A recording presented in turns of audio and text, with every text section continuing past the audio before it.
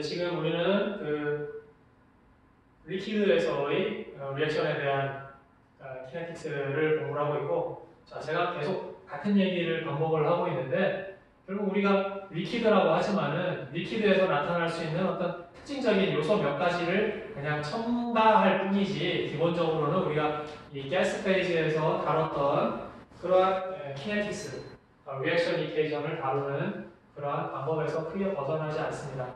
그래서 두 가지 정도의 예를 들어서 인카운터 페어가 형성되는 경우에 대해서, 그리고 에시드가 카탈리시스 역할을 하는 그런 두 가지의 리퀴드에서 나타날 수 있는 특수한 형태에 대해서 연습을 했고, 또 우리가 키네틱스라는 그러한 이번 학기의 메인 토픽의 관점에서 봤을 때는 해야 할, 리퀴드에 있어서 해야 할 일들을 다 했어요.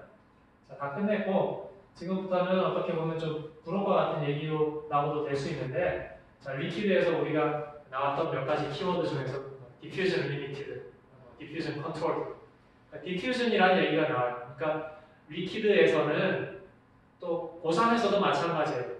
기3에서는 몰리큘들이 자유롭게 움직이니까 만날 수 있는 기회가 많이 있지만은 리퀴드나 솔리드에서는 얼마나 잘 움직이느냐, 애톰들이 몰리큘들이 얼마나 빨리 이동을 할 수 있느냐 하는 이동의 문제가 중요하거든요. 그러다 보니까는 그에 대한 어떤 컨셉들이 정리가 돼야 돼요. 트랜스포테이션에 대한 컨셉들이 정리가 될 필요가 있죠. 대표적으로 비스커시티, 그 다음에 디퓨전, 뭐 이런 것들이 있어요.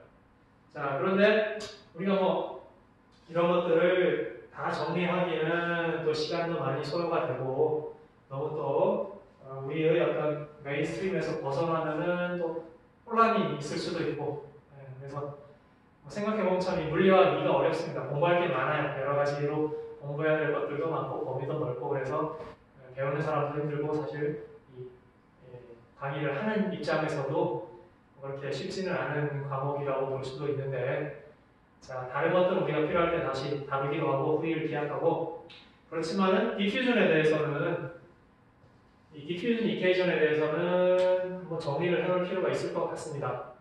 그래서 우리의 어떤 주된 범위, 주된 토픽인 키네틱스에서는 조금 벗어났다고 볼 수도 있지만은 따로 시간을 들여서 한번 정리를 해보고자 합니다. 그래서 이번 시간에 다룰 토픽은 디퓨전이에요. 디퓨전.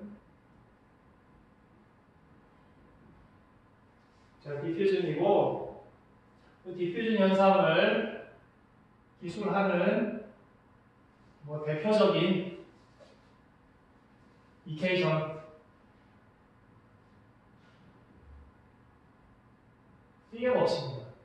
픽의 법칙이고, 픽의 first equation, first law equation, second law equation, 픽의 1법칙 equation, 픽의 2법칙 equation들이 있어요. 어쨌든 fixed law, 픽의 법칙. 자, 요거를 정리를 합니다. 디퓨전에 대해서는 픽의 법칙을 정리하는 게 거의 전부라고 생각하셔도 됩니다. 그 이제 픽의 이퀘이션을 풀어내는 게 거의 디퓨전을 다루는 거의 대부분이라고 생각을 하셔도 될 것 같아요. 자, 디퓨전이라는 게 무엇인가? 디퓨전을 우리가 다룰 것이니까 디퓨전의 정의를 먼저 생각을 해봐야 되겠죠. 우리말로는 확산입니다. 자, 우리 실생활에서 볼 수 있는 확산, 어떤 게 있나요? 많이 있죠. 별로 그렇게 상쾌하지는 않은 예시입니다만은, 누가 가스를 배출하면은 저쪽에 있는 다른 사람이 그 냄새를 맡게 돼요. 그러면은 몰리큘들이 이동을 하게 되는 거죠. 자, 근데 바람이 없다. 바람이 불어서 이동할 수도 있지만, 바람이 전혀 없는데도, 공기 흐름이 없는데도 불구하고, 플로우가 없는데도 불구하고 전달이 된단 말이에요. 자, 이런 케이스가 있죠. 또 어떤 게 있나요? 물에다가, 아주 고요한 물에다가 잉크를 한 방울, 잉크를 풀어요. 그러면 이쪽에다 잉크를 풀었는데 나중에 되면 이쪽까지 다 잉크가 퍼져나가죠. 이런 것도 확산의 예가 됩니다. 자, 그래서 확산을 정의하자면은, 확산은 일단 물질의 이동이에요. 물질이 이동하는데, 그 물질이 이동하는 구동력이 뭐냐? 드라이빙 포스가 바로 농도 차이입니다. 농도 차이에 의해서 물질이 이동하는 현상을 확산이라고 합니다. 좀 더 케미컬하게 얘기를 하자면은 그 케미컬 포텐셜에 의해서 물질이 이동하는 그런 현상을 확산이다 이렇게 생각을 하시면 돼요. 케미컬 포텐셜은 거의 뭐 농도하고 연계가 되는 그런 프로퍼티이기도 합니다.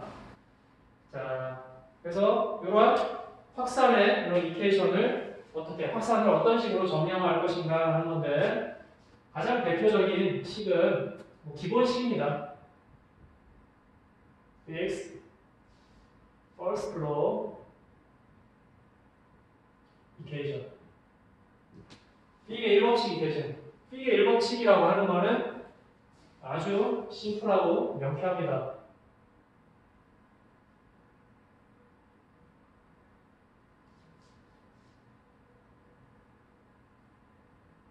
자, 여기서 C는 concentration이에요. concentration.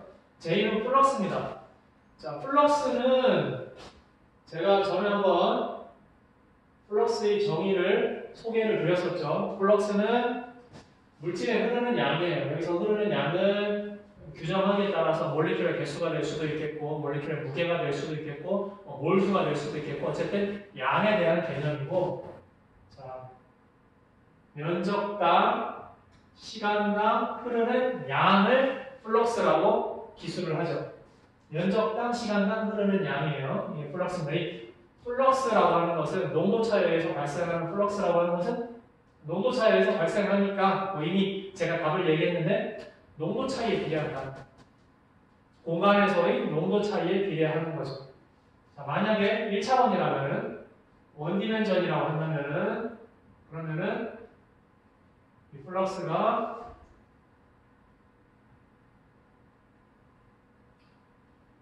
X방향으로 컨센트레이션의 차이가 있다고 하면은 이 공간에서의 거리당 농도차, 그냥 농도차가 아니라 거리당 농도차예요. 거리당 농도차에 플럭스가 비례한다. 이러한 개념이 됩니다. 이런 비례관계가 있으니까 이것을 공식화시키면은 이렇게 되고 비례상수를 도입을 하면 되죠. 플럭스는 자, 이제 그레디언트인데 그레디언트는 이렇게 공간을 이 컨센트레이션을 공간으로 미분한 형태죠. 그레디언트인데 자, 이것은 1차원에 대해서 쓰겠습니다. 자, 1차원에 대해서 쓰면 이렇게 되는 것이고 그레디언트 C의 컨센트레이션 그레디언트에 비례하는데 비례 상수를 도입을 하면은 그러면 이렇게 이퀘이션으로 만들 수 있겠죠. 근데 여기에 마이너스가 붙여줘야 됩니다. 자, 이렇게 되는 마이너스가 붙여줘야 되는 이유는 예를 들어서 이러한 1차원을 생각해 봅시다. X 방향이 있어요. 그런데 X1이라는 위치와 X2라는 위치가 있을 때 그리고 세로축은 컨센트레이션이라고 합시다. 그래서 X1에서는 C1이라는 컨센트레이션이 이렇게 그러니까 공간에서의 농도를 어떤 물질의 농도를 이런 식으로 도식화할 수 있다고 해봅시다. X2에서는 C2라고 해봅시다. 이렇게 자 그러면은 흐름은 어떻게 발생할까요? 디퓨전은 확산은 농도가 높은 쪽에서 농도가 낮은 쪽으로니까 확산 방향은 이 방향입니다. 그런데 X가 커지는 방향은 이쪽 방향이에요. X 방향과 확산의 방향이 반대가 되죠. 이것은 왜 그러냐면은 농도가 높은 쪽에서 낮은 쪽으로 항상 흐르기 때문이에요. 아니면은 뭐 이게 혹시 여러분들 이상하다 그러면은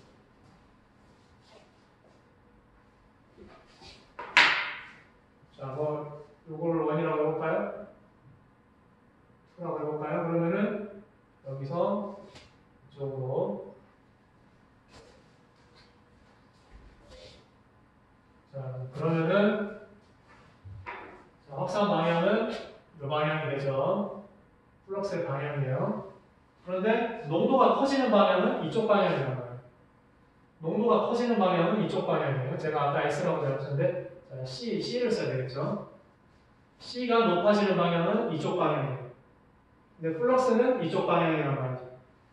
그러니까 항상 농도 방향과 플럭스의 방향이 반대가 돼요. 농도가 증가하는 방향으로 플럭스가 같이 따라가면은 흐름이 발생하면은 부호가 같을 텐데 농도가 증가하는 방향과 플럭스의 방향은 반대란 말이에요. 플럭스는 농도가 감소하는 방향으로 흐른단 말이에요. 그러니까 농도와 플럭스의 방향이 반대니까 마이너스가 붙어야 됩니다. 쉽게 얘기하면 농도가 높은 데서 낮은 데로 흐른다. 그렇기 때문에 플럭스의 방향은 농도의 그레디언트와 반대가 된다는 거예요. 자,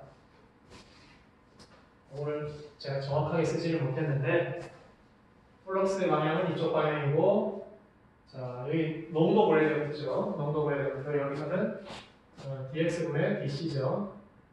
dx분의 dc가 증가하는 방향은 이쪽 방향이에요. 그죠? 플럭스 방향으로 가면은 dx분의 dc가 감소해요. 그죠? 그러니까 부호가 반대가 되는 겁니다. 자, 제가 굉장히 아무것도 아닌 얘기인데 제가 설명을 해보니까 더 괜히 어려워진 것 같아요. 자, 한마디로 정리하겠습니다. 플럭스는 그레디언트 C와 비례하는데, 크기가 비례하는데, 방향을 보면은 그레디언트의 증가 방향과 플럭스 방향은 반대가 됩니다. 그래서, 즉, 그레디언트가 감소하는 방향으로 플럭스가 형성이 되기 때문에, 그렇기 때문에, 방향을 표시하기 위해서 마이너스 5가 붙는 겁니다.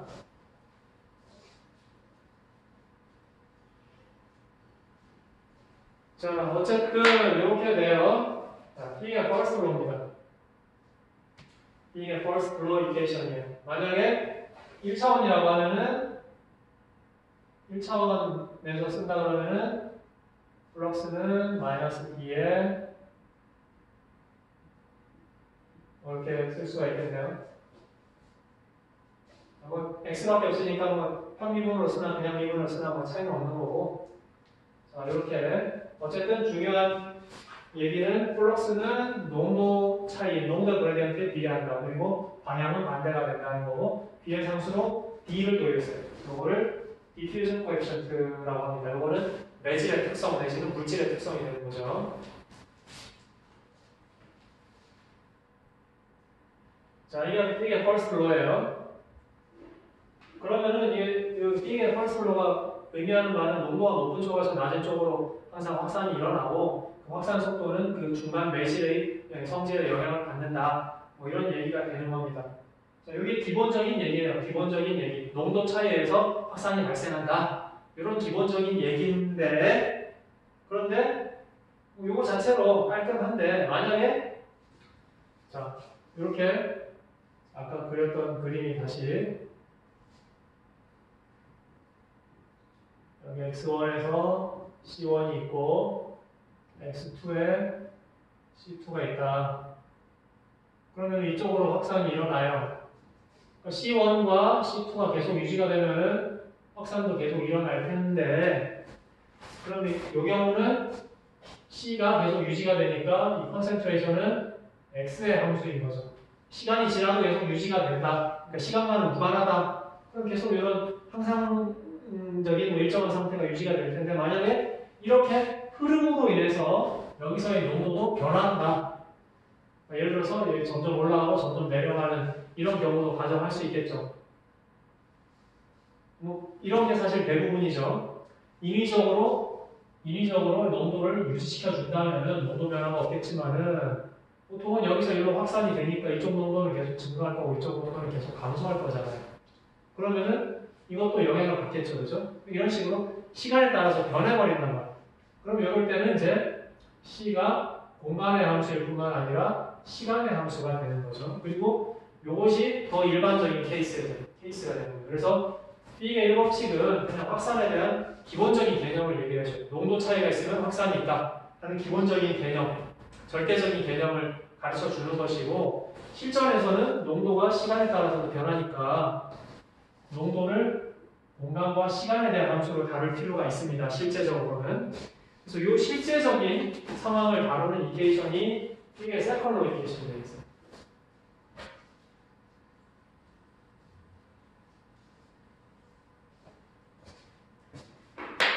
그러니까 농도가 이제는 이게 세컨 로 이케이션을 유도를 할 건데, 자, 이 경우에는, 자, 이거는 기본적인, 절대적인 얘기고, 여기서 이제 컨센트레이션이 만약에 시간에 따라서도 변한다면은, 그러면 어떻게 적용을 해야 될 것인가. 자, 이 이퀘이션을 이제 유도를 한번 해볼게요. 유도하는 방법은 이런 식으로 유도합니다.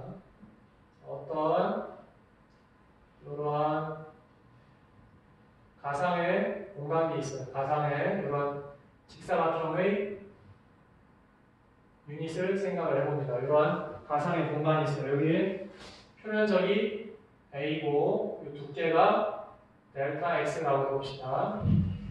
이러한 볼륨이 있는데, 자, 이쪽에 이제 물질이 흘러 들어가요. 흘러 들어가서 나오는데 들어가는 양하고 나오는 양이 다르다고 합시다. 그러면은 이 공간 안에서의 농도가 변하겠죠. 그래서 들어가는 양을, 자, 여기 요 좌표를 x라고 하고, 요 점의 좌표는 그러면은 x 플러스 델타 x 지점이 되겠죠. 이렇게 들어가요. 그러면은 바로 요 지점, 여기서 들어가는 요 플럭스는 JX가 되겠죠. X 지점에서의 플럭스니까 JX라고 쓸 수가 있겠죠. 그럼 바로 여기 나오는 플럭스는 어떻게 될까요? 바로 여기서 바로 나오는 요 지점에서의 플럭스는 J의 그러니까 바로 나오는 플럭스는 J의 X 플러스 델타 X 이렇게 쓸 수가 있겠죠. 자, X 플러스 델타 X 지점에서의 플럭스 이렇게 되는 거예요. 인풋 플럭스, 아웃풋 플럭스 이렇게 되는 거죠. 이 볼륨에 대해서. 자, 이렇게 쓸 수가 있고, 그러면 이 플럭스가 아니라 양으로 생각해 봅시다. 양으로 생각해 보면은 플럭스의 개념은 면적당 시간당 양이니까 여기다 면적 시간을 곱해주면 양이 되겠죠. 그러면은 자, 인풋 양은 플럭스에다가 반면적 곱해주고 그 다음에 시간 어떤 델타 t라는 시간 동안이라고 합시다. 그러면은 델타 t라는 시간 동안 이제 요 a라는 면적을 통해서 들어가는 양이 되겠고, 그럼 나오는 양도 마찬가지예요. j의 x 플러스 델타 x, 여기서의 플럭스에다가 면적은 똑같고 델타 t, 그럼 델타 t라는 시간 동안 이 a 면적을 통해서 빠져나오는 양이 되겠죠. 플럭스가 되겠어요. 근데 요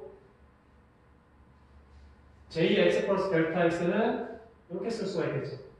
jx에다가 여기다가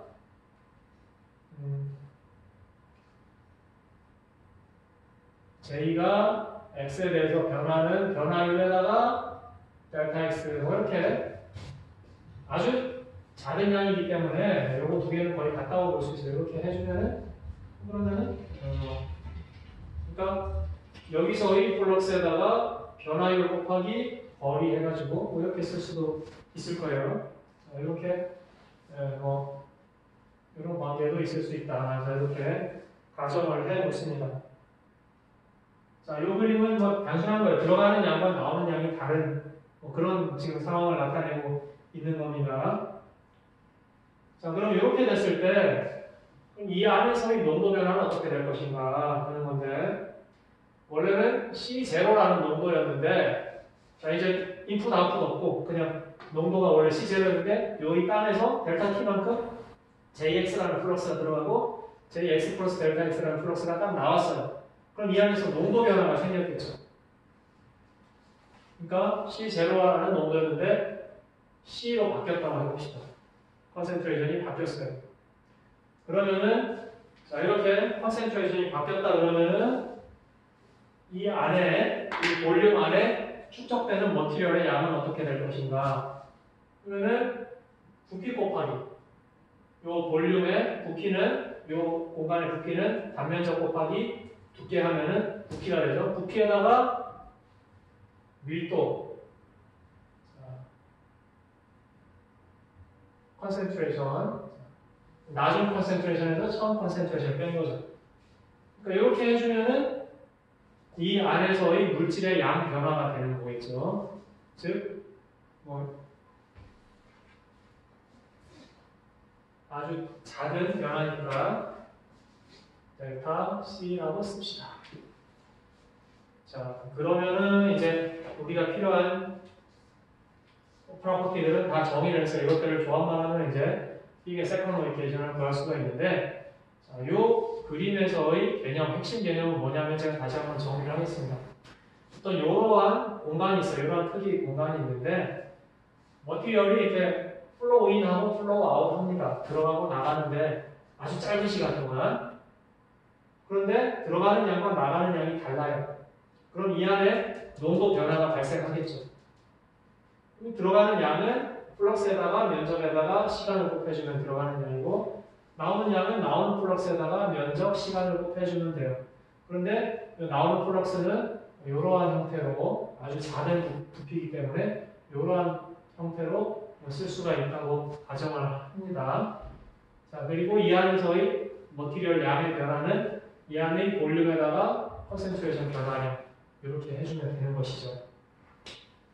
자, 그러면은 이 프로퍼티들을 어떻게 조합을 하냐 하면은, 자, 들어간 양에서 나온 양을 빼주면은, 들어간 양에서 나온 양을 빼주면은 축적된 양이 된다. 이러한 질량 보존의 법칙, 양 보존의 법칙을 생각을 해주면 되겠습니다. 그러면은 자, 어떻게 되느냐, 자, 식을 한번 세워볼까요? 식을 세워보면은 들어간 양, 자, 요 안에 축적되는 양은 A에 델타 X에 델타 C가 되고, 이것은 자, 들어가는 양은 요거죠. JX에 A에 델타 T가 될 것이고, 그 다음에 나오는 양은 요거를 써주면 돼요. 자, J에 X 플러스 델타 X, 그 다음에 A에 델타 T 이렇게 해주면 되죠. 그러면은 들어가는 양에서 나오는 양을 빼면은 축적되는 양이다. 이런 식이 되고, 근데 이 형태를 이렇게 쓰지 않고 이 형태로 쓰겠습니다. 저는. 그러면은 여기다가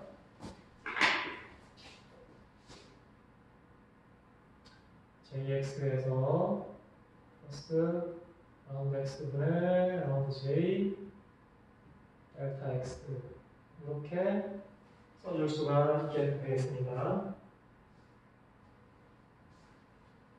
자, 그러면은 뭐 어떻게 될까요? 여기서 A는 다 공통이니까 약분을 해주면 되고, 그 다음에 JX 없어집니다. 그럼 남는 것은 델타 X, 델타 C가 남고, 자, 이쪽에서는 요거하고 요거만 남겠죠. 다시 한번 정리해볼까요? 그러면은 델타 X, 델타 C는 마이너스 라운드 X분의 라운드 J, 그 다음에 델타 X, 델타 T 이렇게 남게 됩니다. 그러면은 이것도 없어지네요. 델타 X도 필요가 없습니다. 여기 정리해주면은 따라서 자, 이 델타 T를 이쪽으로 넘기고, 델타 T는 매우 작은 양이니까 요거 이렇게 쓸 수 있어요. 라운드 T분의 라운드 C는 마이너스 라운드 X분의 라운드 J다. 이렇게 쓸 수가 있겠습니다. 자, 이런 형태로 쓸 수가 있어요. 이렇게 정리가 됐습니다. 그런데 이 형태를 갖다가 조금 더, 그러니까 이 형태 자체로도 뭐 이미 유도는 끝났는데, 여기서 이 형태를 좀 더 가공을 해보면은 라운드 T분의 라운드 C는 마이너스 라운드 X분의 라운드 J 이렇게 쓸 수가 있는데, 근데 PA 법칙에서, 기본 법칙에서 J는 마이너스 T의 라운드 X분의 라운드 C였단 말이에요. 자, 1차원에서 다 얘기하고 있는 거예요. 2차원이면은 요거 대신에 그레디언트 C를 쓰면 됩니다. 2차원, 3차원이면은. 자, 그러니까 요 관계를 생각해 보면은 요거는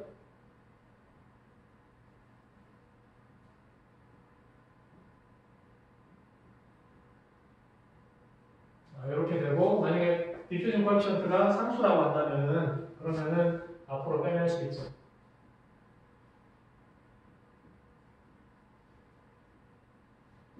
자, 이런 형태로, 자, 요거는 B의 1법칙이고, 나머지는 자, B의 2법칙 이케이션 되겠습니다. 여기에 우리가 뭐 해야 되는 내용들이 다 들어있어요. B의 1법칙, 2법칙, 이케이션들이 다 들어있습니다. 이게 핵심이에요. 요거 유도하려고 지금 다 정리를 한 겁니다. 자, 그러면은 식은 저렇게 나와 있는데 저 식이 어떤 의미가 있느냐, 어떻게 우리가 저 식을 써먹어야 되느냐, 우리가 뭐 실제적인 이그램플을 다뤄보지는 않겠습니다만은, 자, 저 식을 어떻게 써먹는지 한번, 어떻게 써먹어야 되느냐 한번 형태를 볼까요? C가 컨센트레이션이 공간에 대해서도 변하고 시간에 대해서도 변하는 이러한 공간과 시간의 함수일 때 B의 이 법칙을 써요. B의 이 법칙 일반적인 법칙이라고 했어요. 왕 T분의 왕 C는, 자, 요거를 갖다가 써볼까요? B의 라운드 X제곱분의 라운드 제곱 이렇게 두번미분 이렇게 돼 있어요. 자, 어떻게 돼요? C와 T, X에 대한 미분 방정식이죠. 그러면은 뭐 상황에 따라서 다 다르겠지만 어쨌든 미분 방정식을 풀어야 돼요. 미분 방정식을 푸는 방법은 적분을 하고 그 다음에 바운더리 컨디션을 대입을 하고 뭐 이런 과정을 거치게 돼 있습니다. 이거 적분해가지고 결국 뭘 구하냐면은 컨센트레이션을 구해요. 컨센트레이션에 대한 시간과 공간에 대한 컨센트레이션의 식을 구합니다. 이 미분 방정식을 풀어서 x, t의 함수로 컨센트레이션을 구해주고, 컨센트레이션을 알고 있으면은 플럭스도 알 수가 있고요, 그죠? 뭐 이런 식으로 풀어나가는 겁니다. 그러니까 B의 이 법칙 이케이션을 풀어서 컨센트레이션을 구하고, 컨센트레이션 구하면은 플럭스에 대한 정보도 알 수 있고, 그러면은 우리가 어떤 시스템이 있을 때, 확산되고 있는 시스템이 있을 때, 뭐 요걸 알고 있으면은 어떤 위치에서 어떤 시간에서 농도가 어떤 값을 가질 것이다 하는 뭐 그런 예측을 할 수가 있고, 농도가 이렇게 변한다면은 그러면 이 시스템 안에서 플럭스가 어떤 식으로 형성이 될 것인가 하는 플럭스에 대한 뭐 그런 해석도 할 수가 있고, 뭐 이런 식으로 이제 확산이 포함된 시스템을 기술을 할 수가 있게 되는 거예요. 근데 뭐 실제로 이 이케이션을 푸는 건 상당히 복잡합니다. 미분 방정식 푸는 게 쉽지는 않은데, 일단 B의 first law, second law의 개념은 각각 B의 first law는 diffusion이라는 게 gradient에 비례한다. 반대 방향이지만은 비례하고, B의 second law는 그렇다면은 자, concentration이 시간에 따라서도 공간에 따라서 두 개의 변수를 갖는 함수라면은 우리가 어떻게 다뤄야 될 것인가, 결국은 이러한 이케이션으로 다뤄야 된다 하는 것이고, 이러한 이케이션을 다루게 되면은 컨센트레이션을 시간과 공간에 대한 함수로 우리가 기술할 수 있고, 그렇게 되면은 플럭스에 대해서도 기술할 수가 있고, 여러 가지 프로퍼티들을 다 해석하는 게 가능하다. 뭐 이런 식의 플로우라고 생각을 하시면 되겠습니다. 자, B계로는 디퓨전 현상을 기술하는 데 있어서 상당히 기본이 되고 중요한 개념이기 때문에 따로 우리의 어떤 주요한 주제는 디퓨전, 키네틱스지만, 그러니까 레이트 이케이션, 그러니까 리액션 레이트, 반응 속도이지만은 그렇지만 중요한 개념이니까 이 리퀴드 파트에서 B계 법칙을 정리를 한번 해두고 넘어가는 겁니다.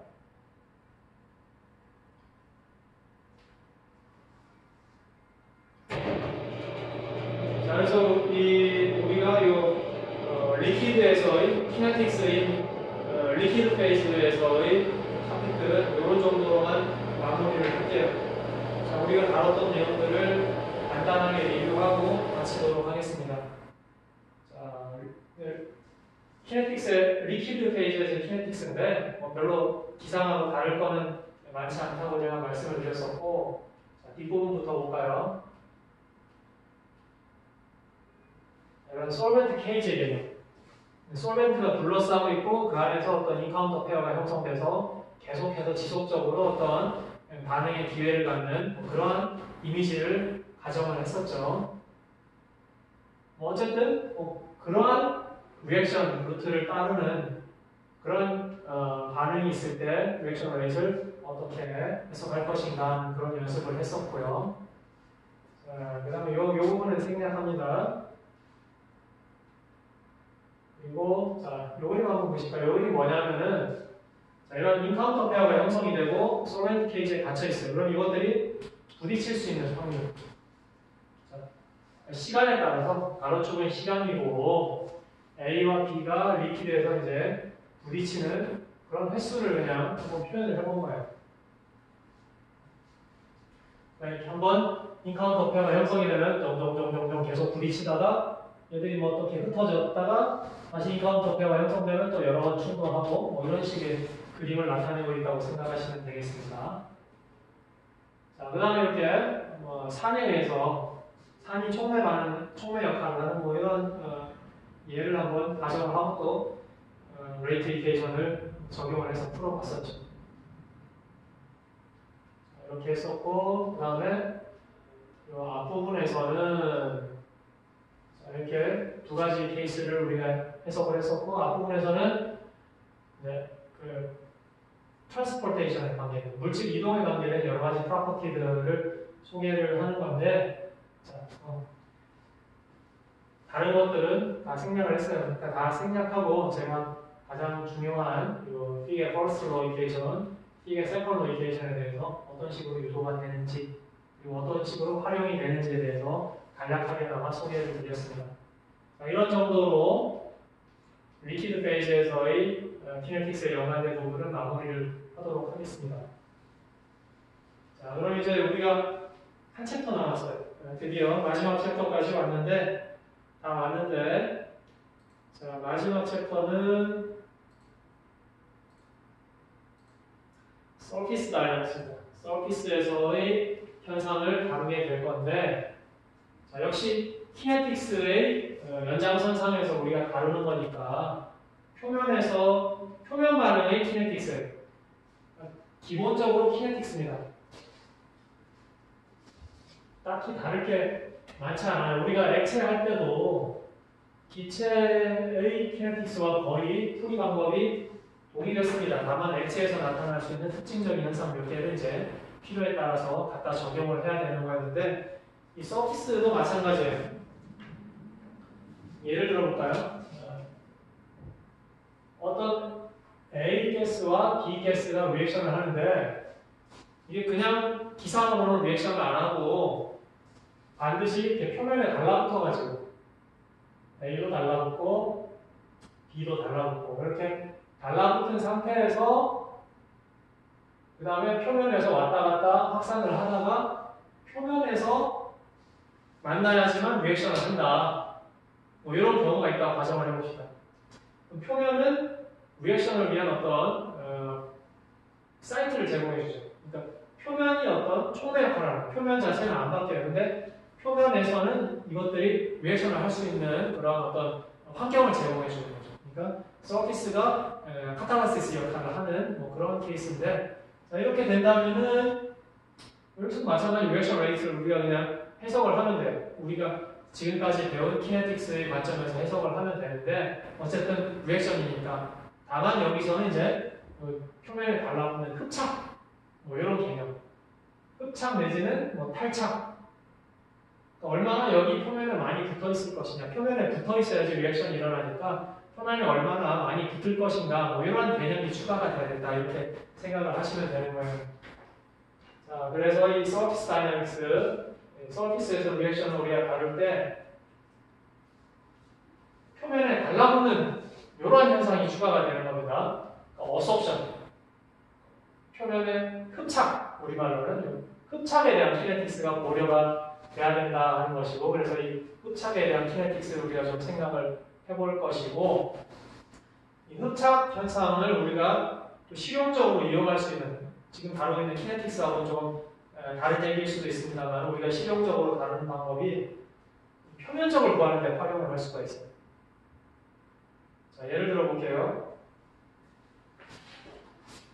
요 표면적을 알고 싶어요. 그러면 요거 그냥 사이즈 재가지고 계산하면 표면적이 바로 나올 수 있죠. 이거는 어려운 게 전혀 없어요. 그런데 만약에 여러분들이 밀가루 한 포대를 가지고 있습니다. 근데 한 포대 안에 들어있는 밀가루 입자들의, 한 포대는 너무 많네요. 한 포대는 너무 많고, 밀가루 1g 요만큼 있다고 합시다.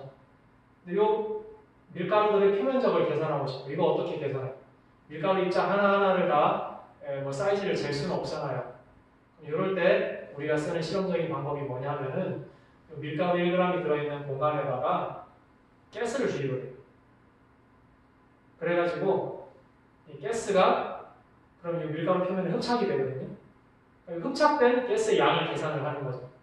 그래가지고 이거를 표면적으로 환산을 하는 겁니다. 표면적이 넓으면은 흡착되는 가스도 많을 테고, 표면적이 작으면은 가스 흡착량도 작을 테고, 이런 식으로 가스 흡착을 통해서 표면적을 계산하는 뭐 이런 이론이 있는데, 자, 이런 거 이제 이 이론이 BET 시어리라는 게 있어요. 그 BET 시어리를 좀 소개를 할 거고, 그래서 이 챕터에서는 일단은 흡착 현상에 대해서 얘기할 거고, 그리고 흡착된 애톰들이 리액션을 할 때 그 키네틱스에 대해서 얘기를 할 겁니다. 크게 두 가지예요. 어쨌든 메인스트림은 이거예요. 서피스에서는 뭐든 우리가 반응 리액션 레이트, 반응 속도를 기술하고 싶은데, 다만 여기에서는 흡착이라는 현상이 추가가 되니까 거기에 대해서 또 추가적으로 개념을 정의한다. 그런 얘기가 되겠습니다. 또 이 챕터에서 다루는 내용들을 보면은 흡착 얘기를 할 것이고요. 그 다음에 뭐 그에 관련된 얘기를 할 것이고, 그 다음에 흡착 현상을 이용해서 서피스 표면적을 구하는 이 BET 시어리를 소개를 할 겁니다. 여기까지는 이제 흡착에 대한 얘기고, 그 다음부터는 이제 흡착된 애톰들 간의 리액션, 서피스 리액션에 대해서 키네틱스를 또 적용을 해서 풀이를 하겠다는 거예요. 리액션에 대한 리액션 레이트를 기술을 하고 풀이를 하고 그렇게 되는 겁니다.